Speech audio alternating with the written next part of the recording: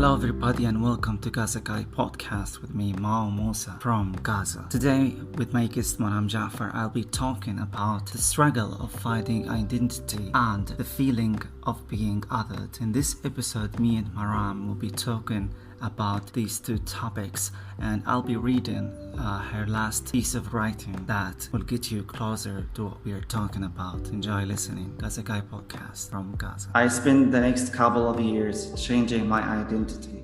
There is never Arab, Middle Eastern on those forms, and I was tired of putting down other. So I just started putting anything.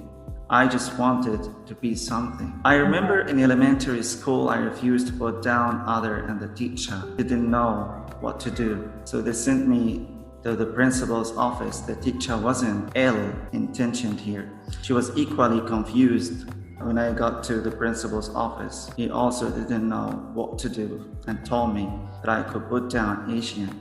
So that year, I was Asian. You comment on this. There's never Arab, Middle Eastern identity in this. Okay. What do you have to say on this? It's a struggle. I think especially as a Palestinian, because we're, I think, either misunderstood or unknown, that it's easier to identify with something that people can easily recognize. You know, like my Egyptian friends, when they say they're Egyptian, there's never any confusion. There's never any follow-up questions. It's just, oh, that's cool.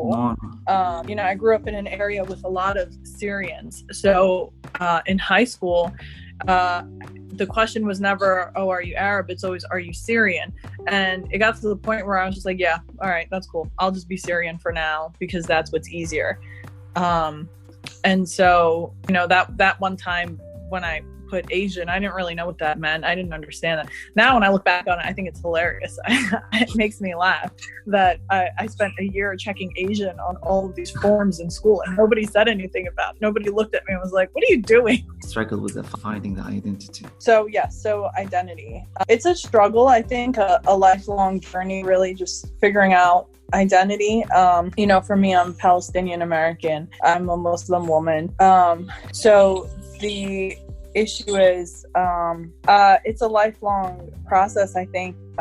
So like I said, growing up, I struggled. There was a point where I really hated my name, and I think a person's name is one of the, it is who we are.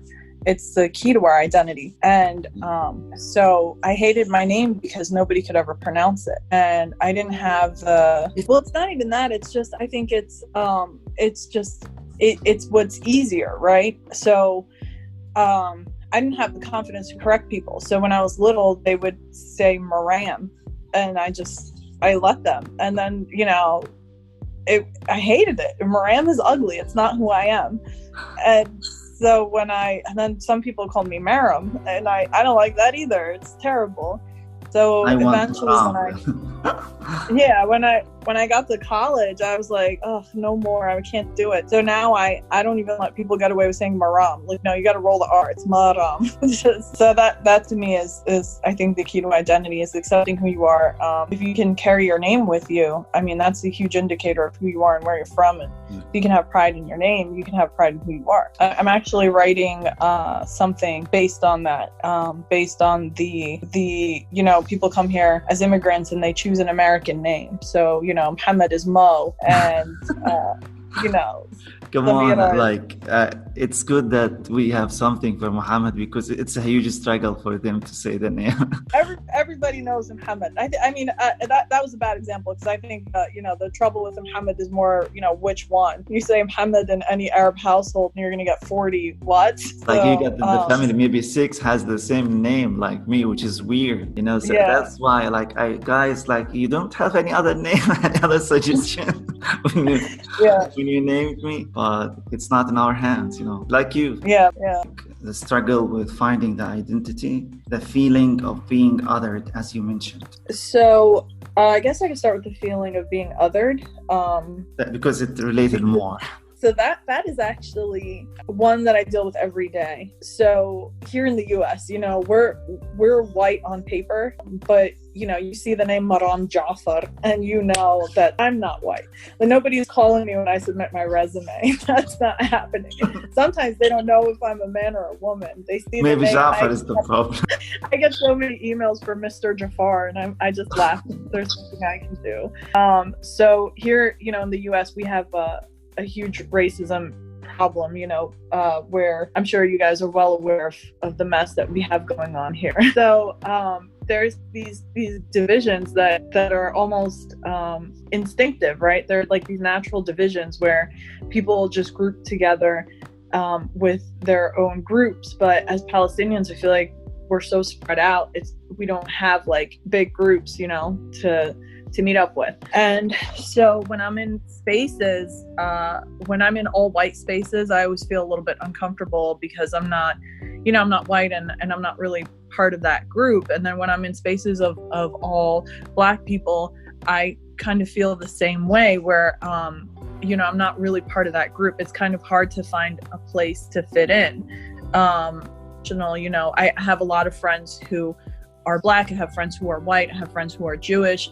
I have obviously friends who are Arab and Palestinian and Muslim, and I think a lot of, especially children of immigrants, we kind of find a way to find our similarities and create our own group of, I don't want to say outcasts, but of others. Basically. No, that's the word. Yeah. But it's kind of difficult to be able to navigate through the racial problems that we have living in the US. I'm not sure how it is in other countries, because sometimes I feel like our American racism is so unique to us that I can't imagine any other country having it to that same full extent. But for me personally, it is a challenge navigating it, because we have, many facets to this issue. We have racism within our own community that we have to deal with, as Arab Americans, we come here to the US and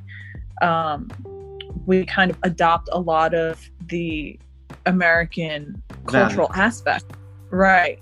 But not all of them are good. So I think a lot of people that come here, that one of the first things they grasp onto is that American racism, because it makes them feel better. Well, back home, I was the one at the bottom, and here I'm not at the bottom anymore. So maybe they grab onto that. And then you have this other end where we're still made, they make sure that we know that we're not really American. I was born here, and I've been told to go back to where I come from many times by people who weren't born here and have accents. That's different. Ironic. Yeah, exactly. I think it's a bigger conversation than when Israelis tell the Palestinians, guys, go back to where you came from. That's my favorite. There's an Arab American comedian, you heard of him, Amr Zahir, and he always made a joke. Yeah, he always says when people tell me go back to my country, he always says, we've been trying for 70 years. Exactly. We've been trying for 70 years to go. I found something funny. Was about the last post on Bil Hadid, when she posted about posting about father's birthplace and getting that response from Instagram. Found in the comments, Israeli comments writing, she should go and learn history. That's ironic that Israelis are asking Palestinians to go and learn history. I think that's ironic on a lot of levels, because when I was overseas, one of my cousins actually mentioned to me that some things are not allowed to be taught in school, like certain facets of history and mentions of key Palestinian figures throughout history are not allowed to be mentioned in the schools. Because I had saw a painting of Leila Khalid, and I said, "Oh, Leila Khalid, that's so cool." And she was shocked, and she said, "Do you know who that is?" And I said, "Of course I know who that is. I'm Palestinian. What's wrong with you?"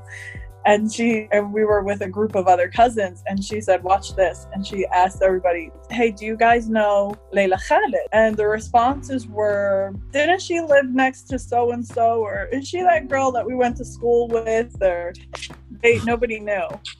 And I was shocked. Thank you, Maram, for sharing this with us.